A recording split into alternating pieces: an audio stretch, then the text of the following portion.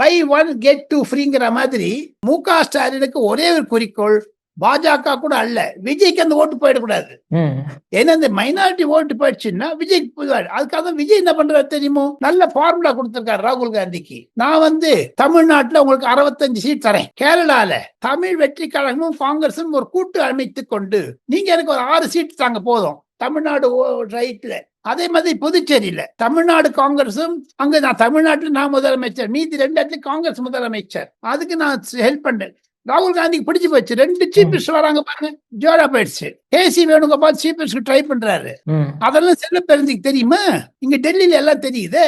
செல்வ பெருந்தியை மறைக்கிறார், ஒழிக்கிறார், திரை போடுகிறார், போர்வையிடுகிறார். ஆனா காங்கிரஸ் உள்ள பை ஒன் கெட் டூ ஃப்ரீங்கிற மாதிரி தமிழ்நாடு அலையன்ஸ் போயிட்டீங்கன்னா 2 ஃப்ரீயா கிடைக்குது உங்களுக்கு. புதுச்சேரி அண்ட் கேரளா. புதுச்சேரியில விஜய் போனான்னு ஷிஃப்ட் ஆகும்.